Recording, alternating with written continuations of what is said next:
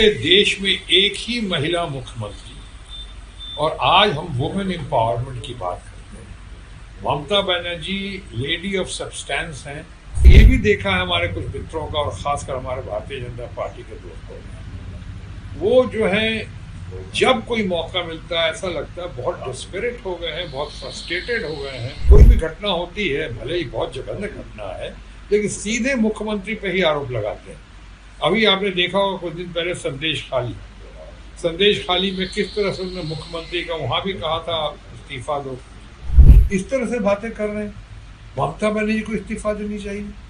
तो फिर अगर मैं कहूँ, हालांकि मैं नहीं कह रहा हूँ, लेकिन अगर मैं कहूँ तो फिर माननीय प्रधानमंत्री को तो कितनी बार इस्तीफा देना चाहिए था। पूरे देश में एक ही महिला मुख्यमंत्री, और आज हम वुमेन एम्पावरमेंट की बात करते हैं।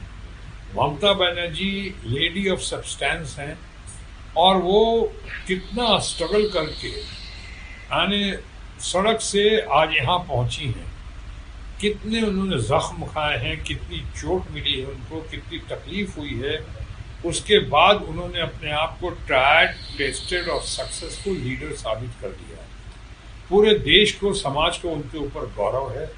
हम लोग गौरवान्वित महसूस करते हैं कि अकेली सिंगल मुख्यमंत्री महिला इस कदर कर रही हैं, और इस तरह सर्वधर्म समभाव के साथ अपने बंगाल परिवार को, अपने समाज को, यहाँ के लोगों को और देश को की दशा कितना अच्छा करने में लगी हुई है, सही दिशा दे रही है।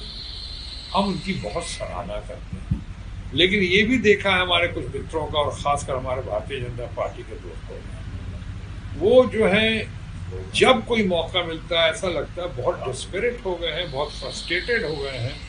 वो हर बार अटैक करते हैं, और डायरेक्ट कोई भी घटना होती है, भले ही बहुत जघन्य घटना है, लेकिन सीधे मुख्यमंत्री पे ही आरोप लगाते हैं।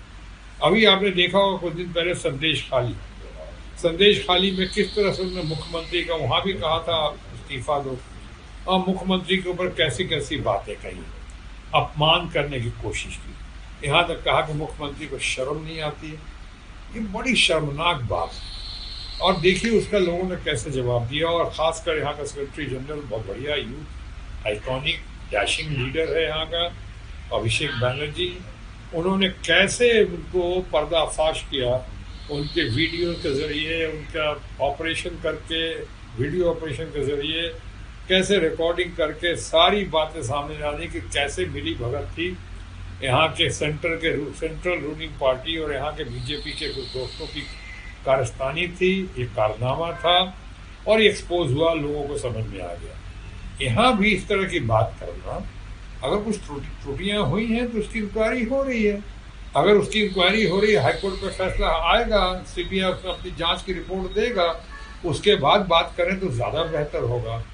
अभी जिस तरह से वो लोग कर रहे हैं, धरना प्रदर्शन करना उनका अधिकार है, जनता का भी अधिकार है, उसमें उनको शिकायत नहीं करेंगे। लेकिन जिस तरह से कहा जा रहा है, ऐसा लग रहा है कि होश कहीं खो गया और सिर्फ जोश को सामने लेके लाया जा रहा है। इस तरह से बातें कर रहे हैं। ममता बनर्जी को इस्तीफा देनी चाहिए। तो फिर अगर मैं कहूँ, हालांकि मैं नहीं कह रहा हूँ, लेकिन अगर मैं कहूँ तो फिर माननीय प्रधानमंत्री को तो कितनी बार इस्तीफा देना चाहिए था। वो हाथरस के इंसिडेंट के बाद हमने उनका इस्तीफा नहीं मांगा था। वो कठुआ का जो किस्सा हुआ था इतना दर्दनाक, उसके लिए तो हमने नहीं मांगा था माननीय प्रधानमंत्री से इस्तीफा।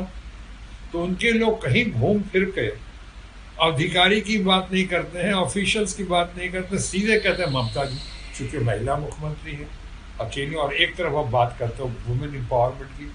मैं समझता हूँ ये ज्यादती है, यह अन्याय है, और इस अन्याय और ज्यादती के खिलाफ ममता बनर्जी लड़ने में बहुत सक्षम है, और हमेशा की तरह जैसे मैंने कहा ट्राइड, टेस्टेड और सक्सेसफुल है। यहाँ भी वो कामयाब होंगी। ये सिर्फ मेरा विश्वास ही नहीं है, बल्कि मेरा संकल्प भी है, और साथ ही साथ मेरी प्रार्थना।